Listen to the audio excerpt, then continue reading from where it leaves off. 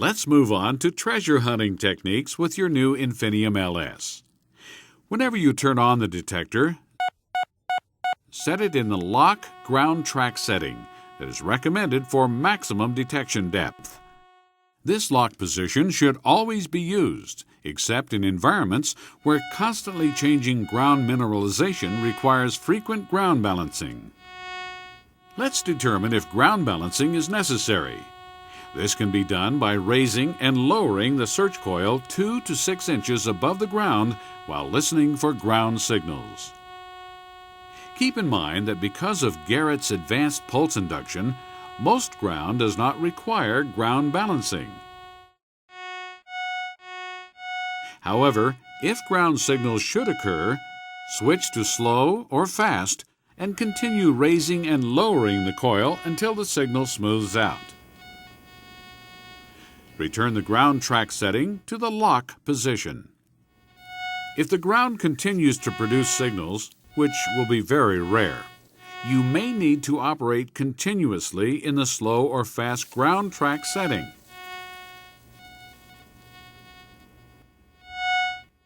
If the ground is extremely mineralized, enough to continue to produce signals, incrementally increase discrimination until the signal becomes stable.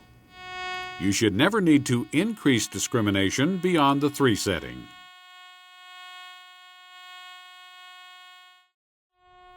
Let's now begin hunting and discuss interpreting the audio signals of your Infinium LS. Since pulse induction instruments give only audible clues to the identity of detected targets, it's vital that their signals be learned. Poor conductors such as nickels, most rings, lead mini balls, pull tabs, and this small gold nugget produce a high tone followed by a low tone echo.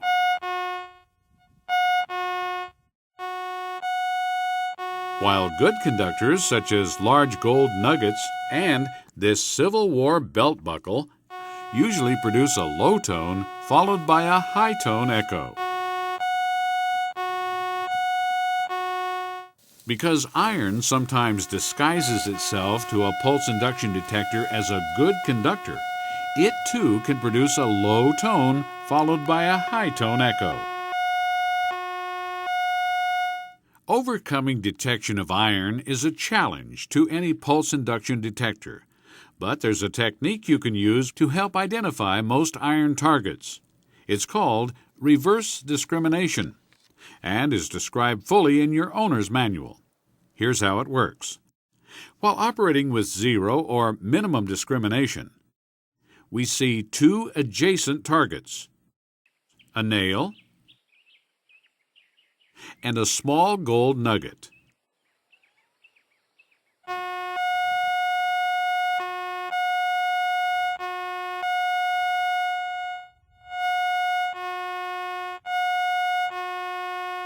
To check out if a target is iron, turn the discrimination knob fully to the right to the iron check marking. If the target still produces a substantial signal, it's probably iron. If the target seems to have disappeared or produces only a faint signal, then it's likely not iron. There are additional audible clues to help identify iron items. Often a piece of iron will produce multiple responses as the coil is passed over the target.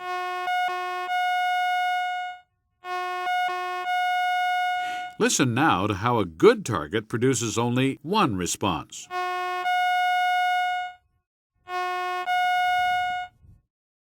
Be aware, however, that some small or very rusted iron items may behave like a desirable target, and some valuable targets such as large nuggets and coins may behave like iron.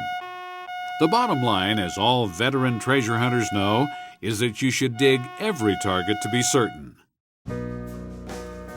As we go into the field, we should always remember that although the Infinium LS is a totally new detector, the same old treasure hunting concepts are valid.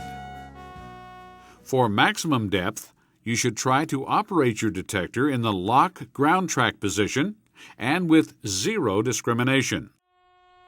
Methodically sweep the search coil from side to side at a constant height of 1 to 2 inches above the ground. Don't get in a hurry, and make certain you cover all your ground. When a target has been discovered, listen closely to its sound to try to determine what it is. Utilize reverse discrimination if you suspect that it's iron. Of course, pinpointing is vital with your Infinium LS and its Double D search coil, because this coil has a narrower detection field than conventional coils. Always pinpoint by sweeping the coil in a side-to-side motion over your target. After determining its approximate location, position yourself to the side of the target area and again scan from side to side to discover its exact location. For targets that are on or close to the surface, start behind the target's suspected location and scan the area using short side-to-side sweeps while moving forward until the target is exactly pinpointed underneath the tip of the coil. A valuable accessory for your new Infinium is a 5x10 Double D search coil. Because it is so highly sensitive, this coil is excellent for finding smaller targets, including gold nuggets. Its compact size and light weight result in greater maneuverability, especially in confined areas.